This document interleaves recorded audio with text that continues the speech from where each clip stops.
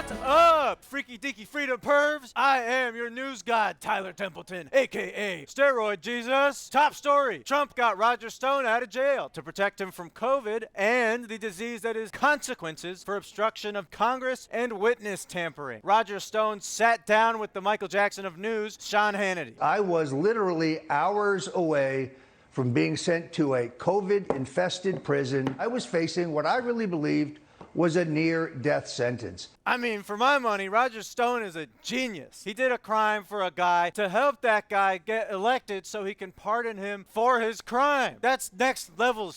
Now let's bring in contributing writer for The Atlantic and host of the podcast, Jemele Hill is Unbothered. Jemele Hill, what's up, Jemele? And a whole lot in this world.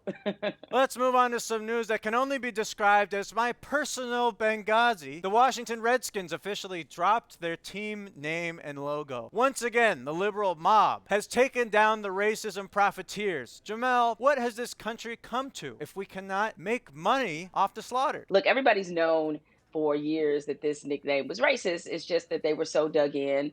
There was no financial consequence. So now Daniel Snyder, because the advertisers are threatening to walk away, that is the only reason that he is deciding to change his mind. Money is talking. Now, regardless of the name, I just need those stadiums to open for my annual trip to a Raiders game, where I completely lose control. If I don't get that out of my system, my marriage is going to crumble. Been there. Now this news gave me the spin so bad I thought I was gonna yak up my Goyas. You had a rocky exit from ESPN, which is owned by Disney, but suddenly they've come crawling back. According to the non-swimwear part of Sports Illustrated, Colin Kaepernick made a deal with Disney/ESPN to produce content including a docu-series on his past 5 years. One of the producers for the series is Jemele Hill. Jemele, ESPN is now facing a full racial reckoning. What changed the organization besides the whole world around them? Well, I can't speak to if anything has changed necessarily. I know when I was there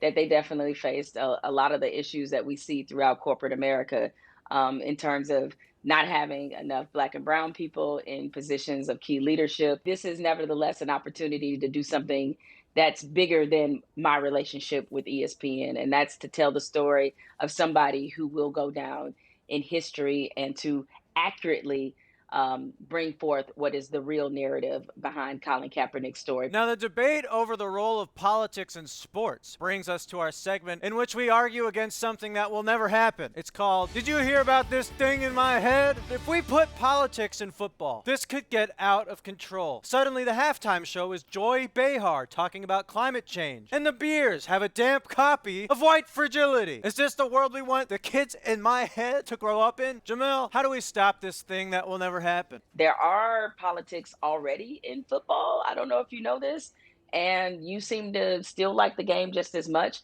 So, you know, when you have those military flyovers, that's political. No. Yeah, that's really political. Also, you know that the facilities in which football games take place, they're called stadiums, right? Yeah. You know, a lot of these stadiums usually go through the taxpayers. Oh, she's tricking us. I hate this. Well, lucky for me, I didn't absorb anything that I just heard.